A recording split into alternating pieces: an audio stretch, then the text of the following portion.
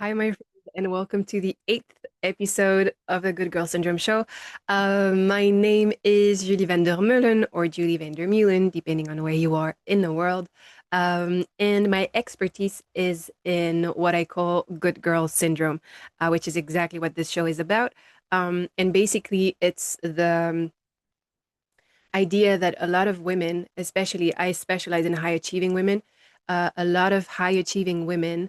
Uh, aim have been taught, have been conditioned to be good girls, which means that they have a tendency to do all the things that they feel like they should do instead of doing the things that they actually need, right? Need for themselves, and even more so what they want to do. So there's usually a complete disconnect in most good girls between the image that they project on the outside, where it looks like everything's working really well for them because, they're high achieving, all these things, like they have all the things and so on.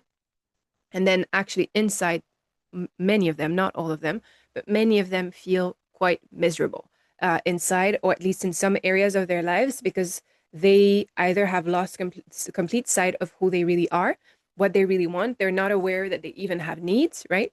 Um, and they have to live with that like expectation of the world of them when they want to do something completely different. And they're also hooked by the fact that they receive a lot of praise and approval from being that high achieving good girl. And so they want to continue receiving that because that feels like love, when inside, actually, if they're really honest with themselves, they're actually suffering. So this is what this show here is all about. Um, and on Wednesday, so you can see I'm wearing the exact same thing as on Wednesday because I'm actually filming everything on Sunday today because I was sick earlier throughout this whole week. And so what I just recorded now for the other episode was I was replying to Maryse. Maryse is one of my clients, and she asked a question around how to hold boundaries without feeling guilty, if I'm to simplify it. And so I answered that there. So if you're interested in that, go watch that video. And I was thinking I will basically tell you a little bit about my story, like how I went from having no boundaries and feeling guilty all the time to now having overall, I'm not perfect at it, I'm still learning, right? But I have pretty good boundaries overall. I don't even think of to like what's incredible to me, what I realized a few months ago is that I don't even think in terms of boundaries anymore, which was crazy to me. It's been a journey. And I mostly, not in every case, but mostly do not feel guilty. Um, and the more someone tries to make me feel guilty, the less guilty I feel. So oh, and by the way, if you've been enjoying this show, I keep forgetting it. Please put a little like here underneath. Say hello in the comments. Tell me what you liked, what you'd love to see. Go check the Google form as well. That's how Maryse asked me her question, right? So go ask me your questions. Tell me about your situations, whatever it is, and I will be super happy to help you out in the next episode of the Good Girl Syndrome show. And who knows who else you are helping with your stories. Um, yeah, let's move on to the actual thing. So, how I learned to set boundaries without feeling guilty. Um, so let's start with the beginning, which is that I grew up as, I mean, I had different phases in my life. So I wasn't always a good girl. But let's say that overall, if I were to like just concentrate on the parts where I was a good girl, I have spent a lot of my life feeling guilty for everything and everyone. Because I was constantly being reinforced, for being good and being self-sacrificing, and for, being generous, like all these values of contribution to an extreme. That's how my family and the women in my family have tended to behave, right? And that's what goodness looks like in my family. And so I was trained from a very, very young age to not have needs. And I'm not saying that like as if my family did something wrong. I'm saying all of us as a family, that's how we are. So my mom has these tendencies, my grandma had these tendencies, her sisters, like it's a whole family thing. And on my Greek side, on the Greek side of my family, it's how we show up. And I think you always hear me say things like that, that I always like to see the beauty in some of the patterns that I've had that are not serving me anymore. I think there's beauty in every one of our patterns, and there's a lot of intelligence in those patterns. And I think that one of the things is that it's made me, if we can say it like that, a pretty good person. Like if I'm in the street and someone is hurting, if like you ever meet me, like I hope at least that like most of the time I'll be pretty pleasant to be around. I'll be quite friendly. Like if I can help you in any way, I'll do it. It makes me quite agreeable as a person. My family too.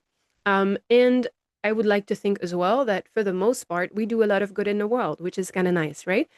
It's nice for the world. It's nice for us because it gives us a form of like self-esteem from that, right? Related to the contribution part. Doesn't give you self-confidence in any other way though. Um, so that's an issue to solve in other ways.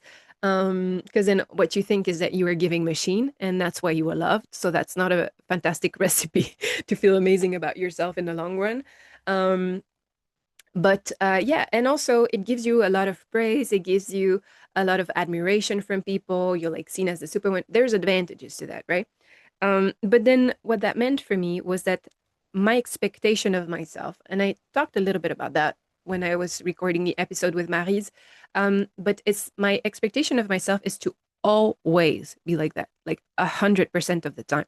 So anytime, like that was my criterion for deciding things is I need to be good. I need to be kind. I need to be, and anytime that I wasn't kind or anytime that I was thinking about myself, I would be like, bad Julie, right? Truly, like I make it fun, but it wasn't fun because really I was thinking that every single decision in my mind has to be kind and has to be other oriented, which meant that in the process of all that, I was constantly, um, there was no inside myself, but also outside myself because I had trained other people to be like that with me too. There was no compassion for me. There was no compassion for me being a human being. There was no self kindness of any sort.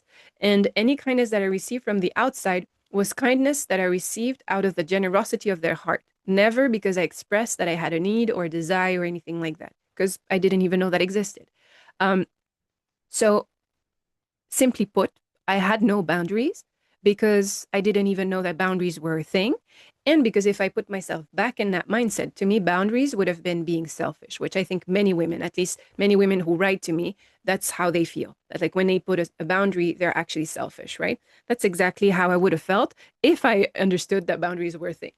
Um, and in terms of guilt, I would also feel guilty all the time. Other people would make me feel guilty as well. Right? It was very easy. It was an easy recipe to create to make me feel guilty because you just had to say, and you can still do that to some extent with me. If you want, right? If you want to receive anything from me, if you make a logical argument about me as a person, I have a lot of confidence. I'm like, yeah, no, like no.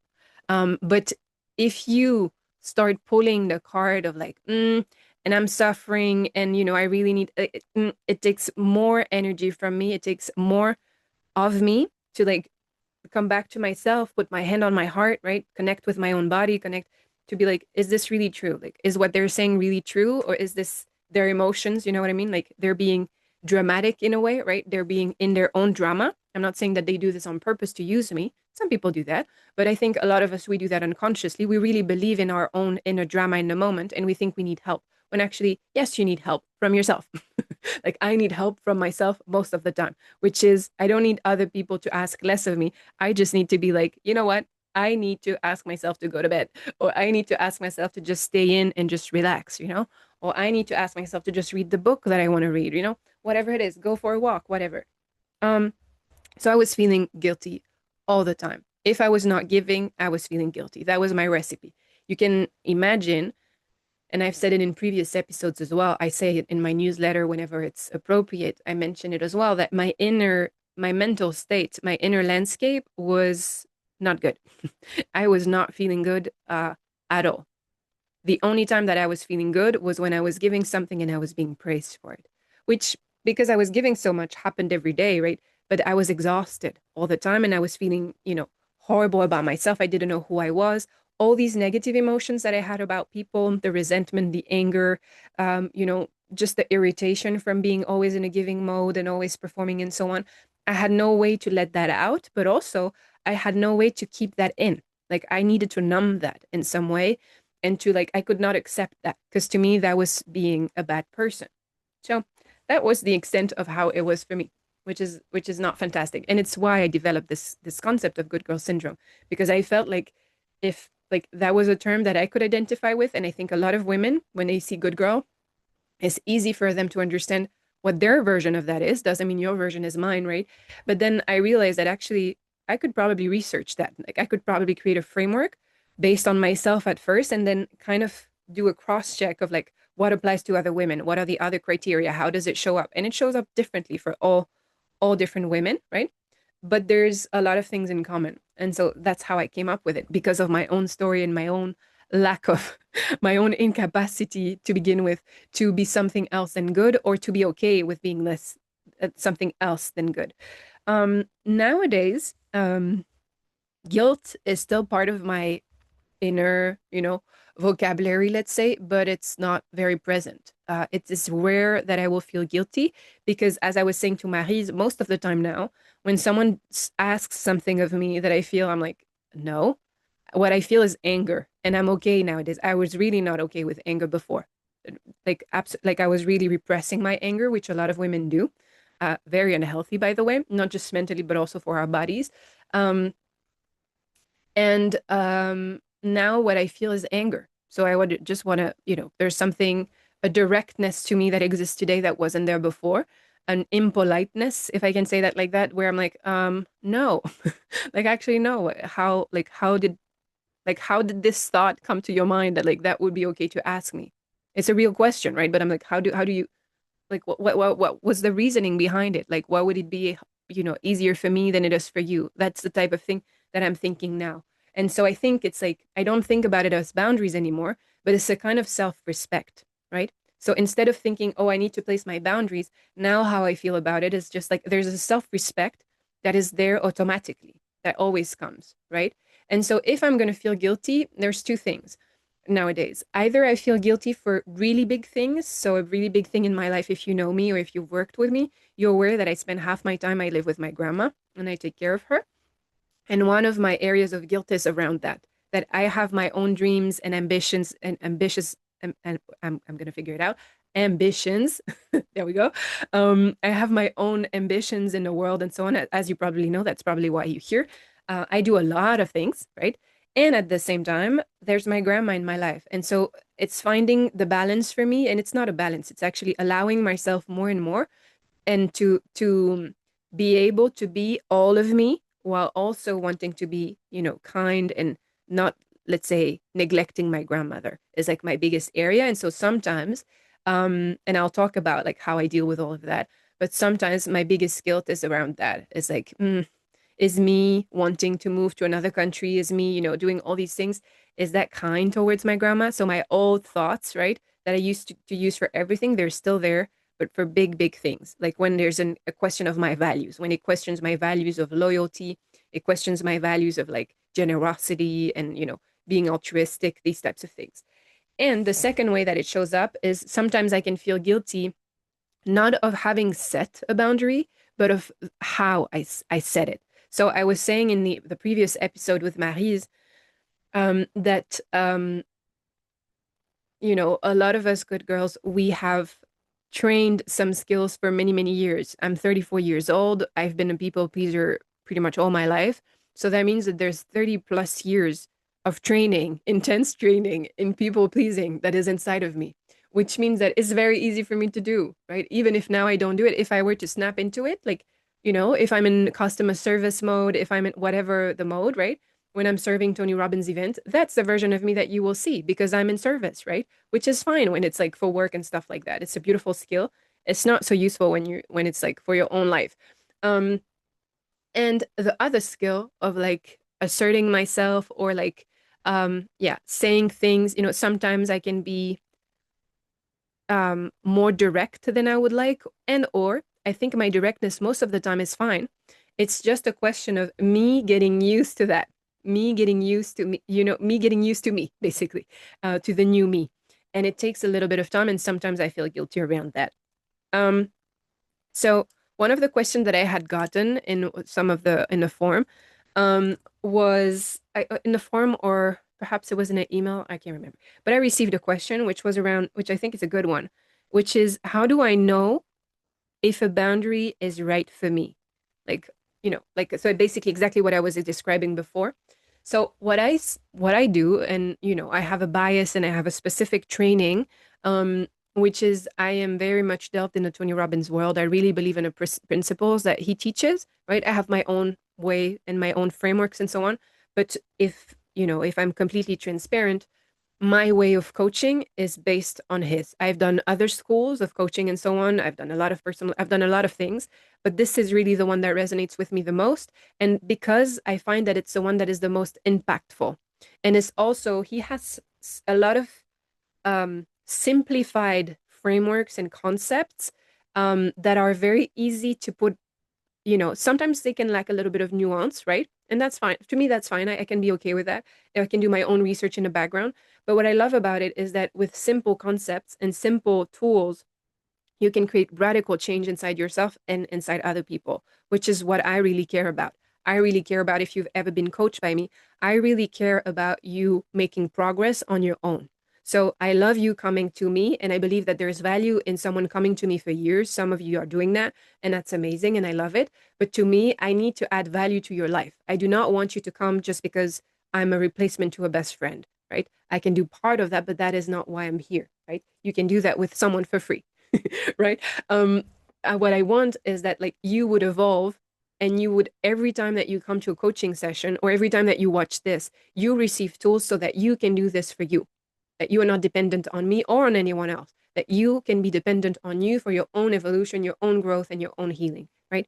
And so one of the concepts for this is something he calls beautiful state. Beautiful state means that the idea is that in any moment, and it might be controversial what I'm going to say, but at any moment, you have a choice of which version of you want to embody. So the idea is, and I've talked about the psychology of personality, I think in a previous episode, perhaps two ago, and it's not exactly that. So I'm not talking about, happy Julie, I don't know, excited Julie, or like motivated Julie, or badass Julie. Like, I'm not talking about the different sides of me. I'm more talking about an elevated version of me. So basically, like my moods, right? Depending on how I feel, I'm going to show up differently. Even if I'm just being, in right now, I'm being, I don't know, inspired, more an inspired version of myself, right? I'm allowing things to come to me and so on and so forth. I can be inspired in a lower state, or I can be inspired in a higher state, right? And so the idea is basically, if you are spiritual, you understand that in terms of vibration. It's like to basically raise your vibration, right? Um, and I really believe in that. I believe that it is possible to do, right? However you do it, you don't have to be spiritual to do that. Um, but I think that it is possible at any moment to choose how you are going to show up, and not by forcing yourself, but by remembering that you have access to all of your emotions all of the time, right? And so when I'm angry, if something right now happens and I'm angry, or I can take a real situation. Right now, I'm feeling a little sick and I'm feeling a little tired, right? So my how I made the decision of whether I'm going to be doing this video and the previous one that I did was not, I did not force myself like I used to do. So in the past, I would have just forced myself. There was no option. I'd be miserable. I'd give my all. I'd be like this with a smile, for a smile. I would not have said I was sick. I would be pretending, basically, and I would be pushing through. Now, how I made this decision of filming it is I knew that I had a little bit of time this morning, right? And so I woke up. I was feeling pretty good, right? I still look tired. I still look tired. I still look all the things. And I was thinking, actually, let me put myself in my beautiful state. How I do that is I do some gratitude exercises. So I try to remember every morning. I don't try, actually, I do it every morning. I do it throughout the day because it elevates my vibration, right? Makes me feel good about life. It reminds me of what's good in life, basically. And I become a more joyful and appreciative, right? And more aligned, basically, version of myself when I remember those things. So I remember 10 things right now this morning. I remember 10 things that I think are really, really cool in my life and that I think make me lucky. So I try to find where I'm lucky in my life. That's how I do it. It's because I'm playful, right? A little silly. So that's how I do it. It activates a lot of giggles and joy inside of me. And you can see, just thinking about it, I haven't even thought about the specific things, but just thinking about my own silliness and the fact that I'm lucky and like this bias towards joy makes me happier. And so from that state of being happier, I'm not like overexcited where I'm not feeling my needs. I can still feel that I'm not 100%, right? My voice, you can hear my voice is not 100%. My hair could have been washed, right? There's different things that I could have done to be 100%, but it doesn't matter. From that state, I was feeling, you know what? I would actually really love to be. I knew that I had this topic. I had seen Marie's question. I had planned it for this week. Like I was actually happy to be doing this thing. And I'm okay if it's imperfect. And if one person watches it in the end, it doesn't matter, right? It made me feel happy to do that. I wanted to do that, right?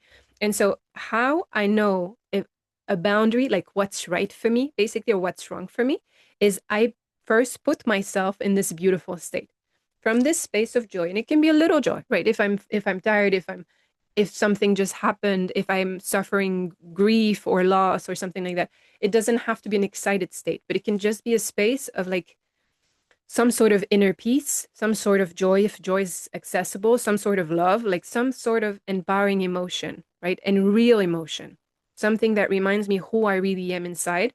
From that space, if I'm in this right state, right? And if you're interested, by the way, let me know because I could do something specifically on some of Tony's teachings, Tony Robbins' teachings, including beautiful state. If that is something that you think would be useful for you, I could do that. I could do a specific week where I focus on beautiful state, and other things as well.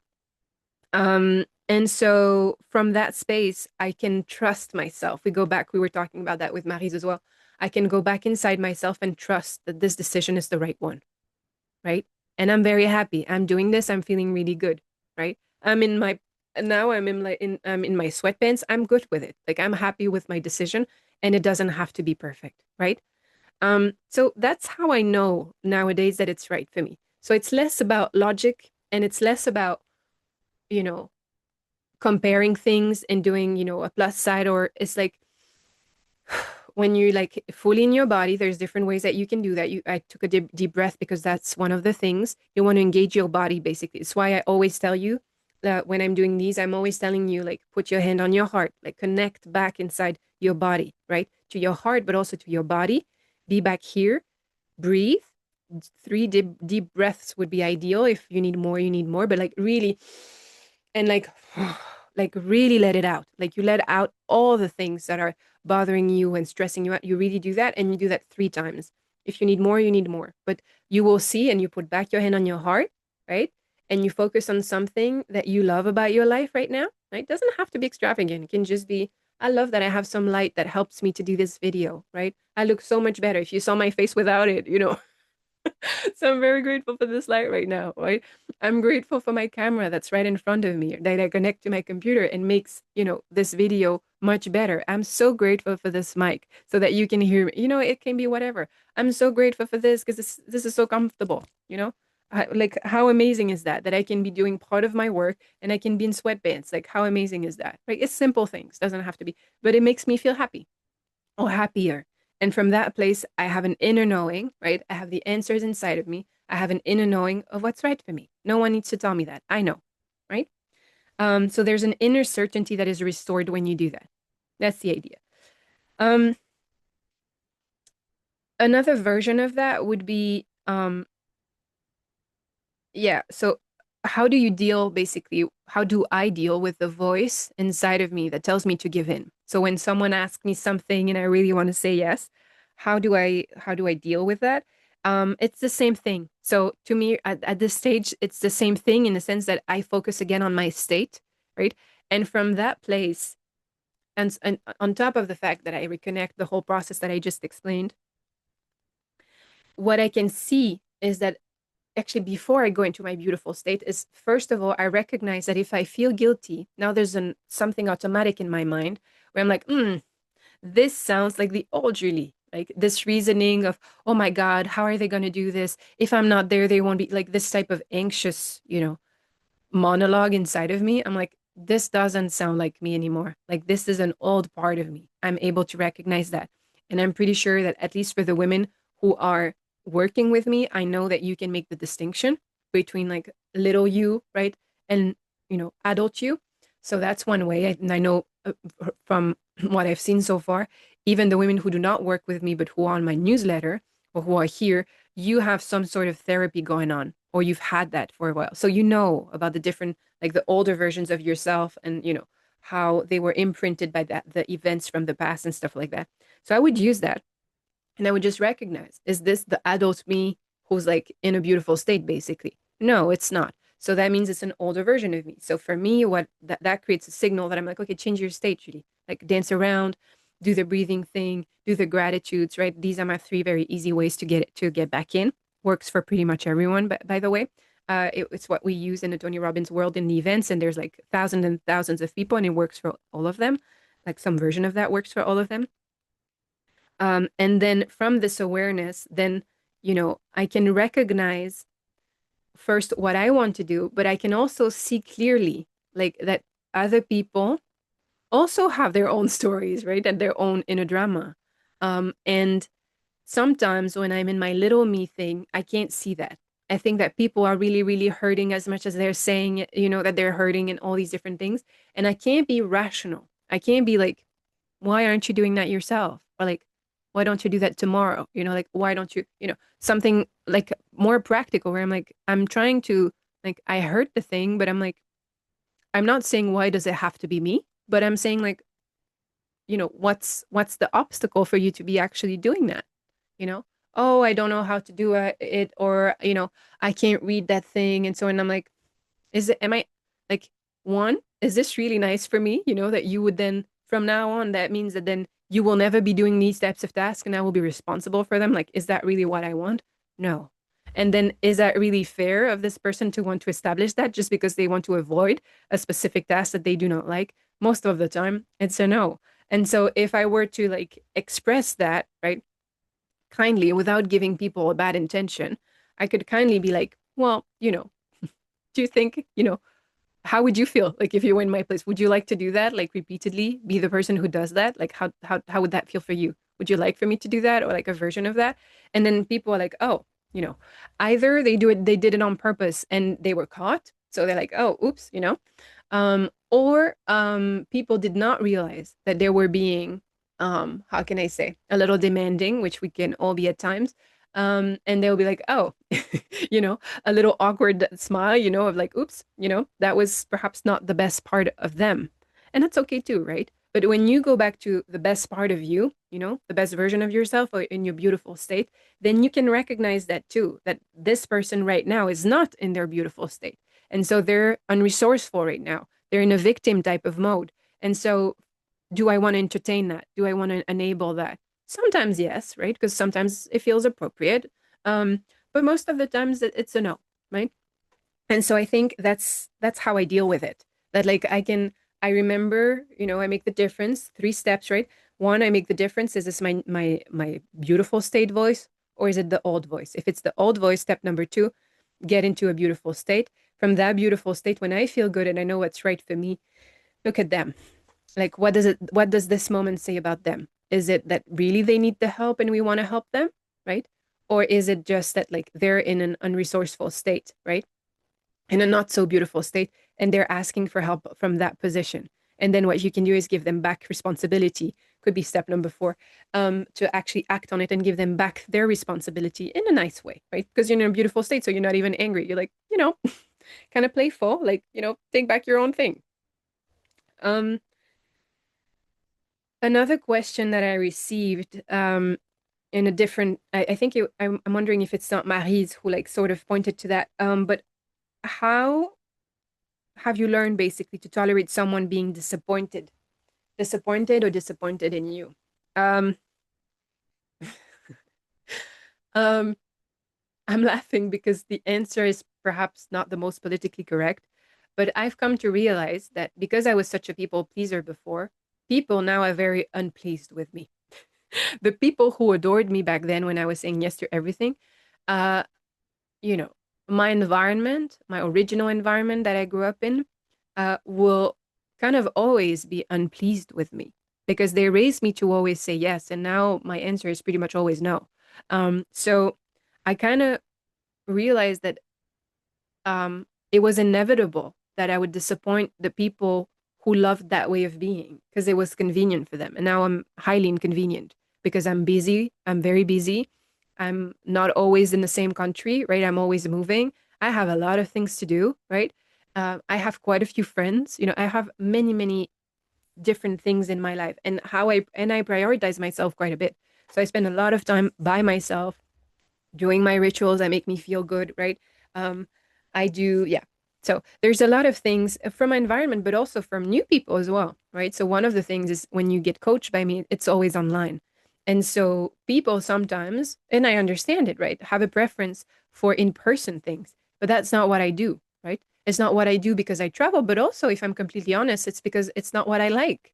I really like being in my own space and they're in their own space and we have that moment in time. I love this type of interaction um, because of many things. I love the way it is, but also because some of the things that for me are hard in real life, like focusing is very hard for me when if you are in a cafe or if you're in different, it's hard for me to focus. So, like after a coaching session when it's online, I am tired, but I'm okay. I could do two more.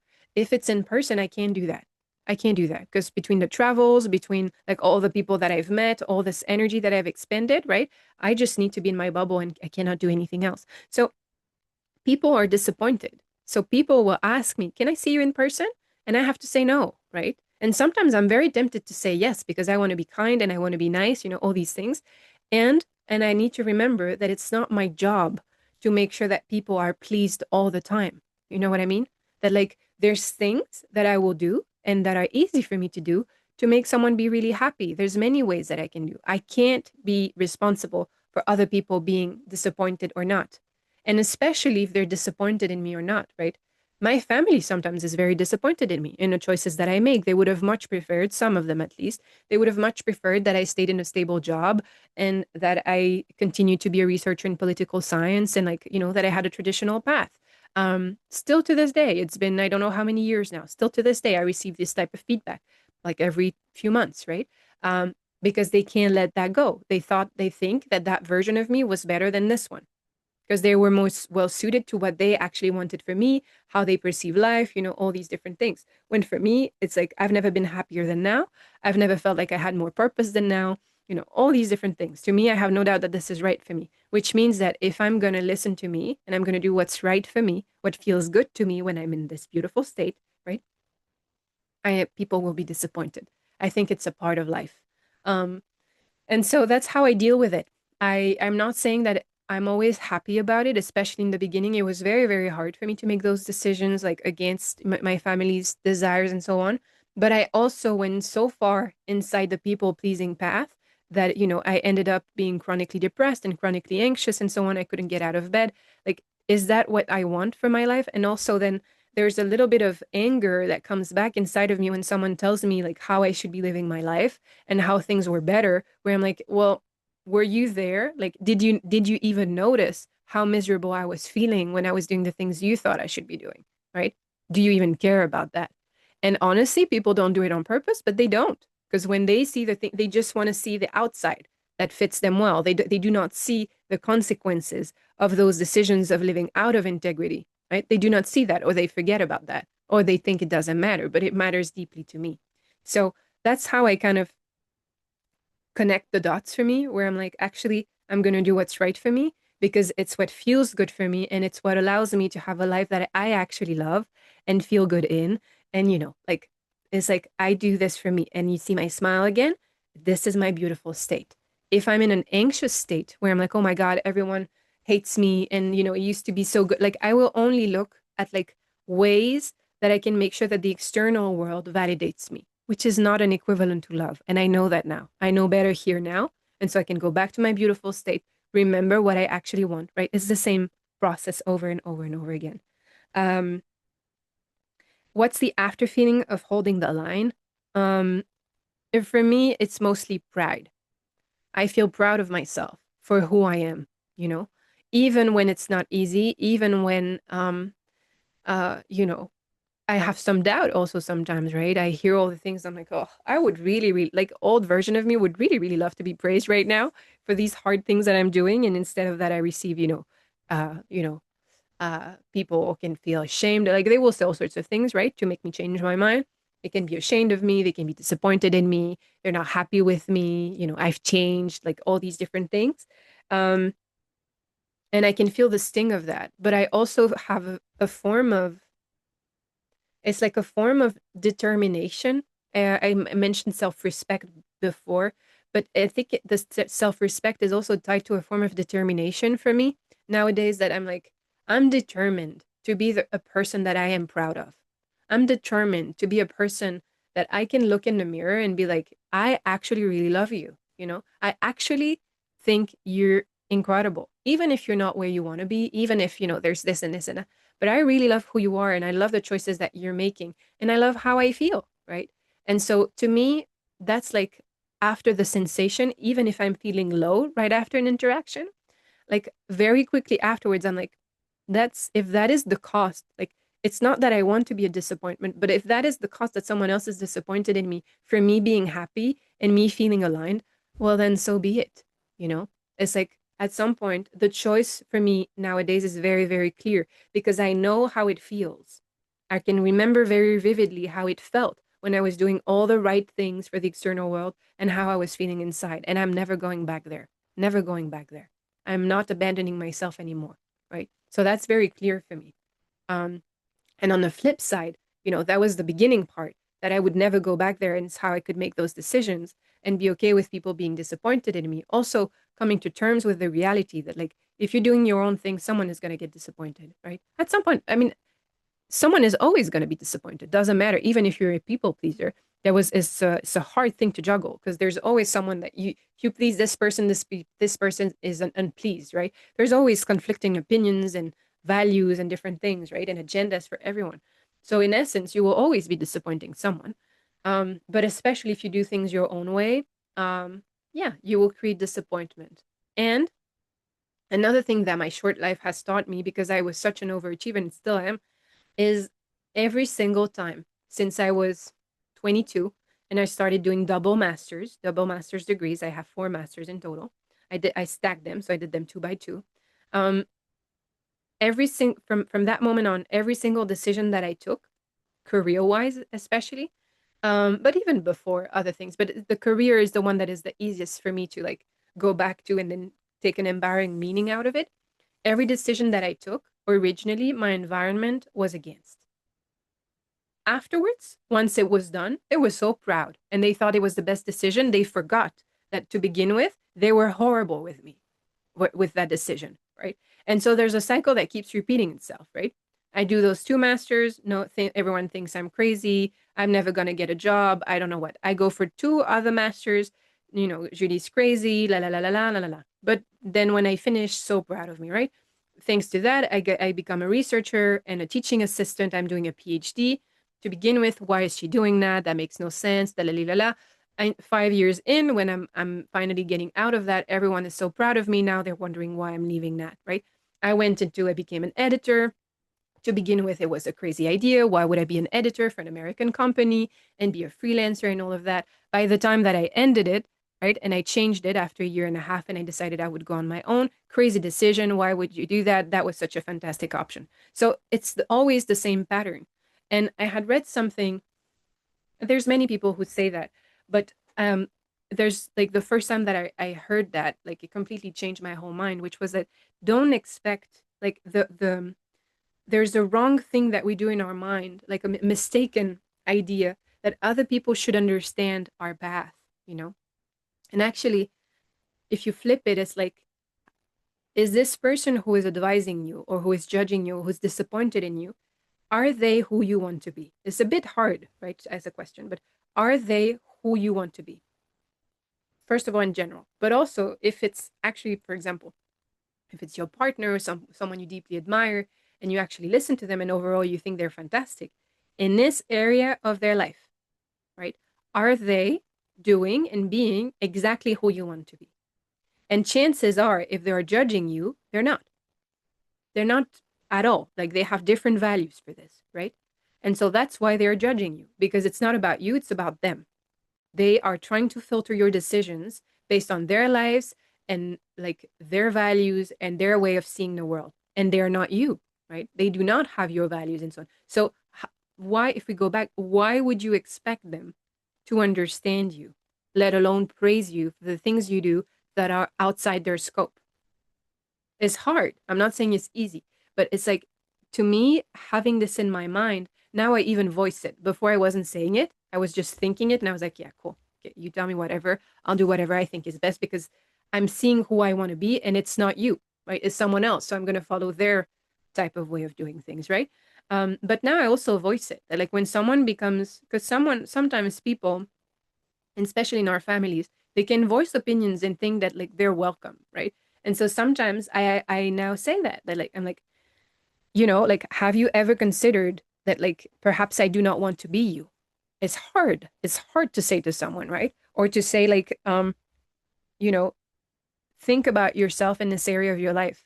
Is what you have right now, is that what you want for me, right? As your daughter, granddaughter, cousin, whatever it is. Is that like, would you want that for me? Like, would you, if you're honest with yourself, is that what you want for me? And, it's a bit shocking and not so nice, right? But then afterwards, it can be like, so if I take your advice, what I'm going to have is I'm going to be doing exactly what you're doing. So I'm going to be having the result you have. Is that what you want for me? No. So stop giving me your opinions on this specific topic, and I will do it my own way, right? And I will learn something else. Not saying that's how you need to deal with it, but to me it helps a lot. So when I have that anger and I need to like push someone away and say like, "Hey, like this is too much. I need you to stop with this behavior." That's how I frame it. Because in my mind it's very clear that that's how I'm making my decisions. Are you a person that I admire on this domain or not? And it's not a judgment. It's not to say that you are doing the wrong thing. It's just to saying the result you have is not the result I want, right? It's not what I want. So why would I be following your recipe for creating that result?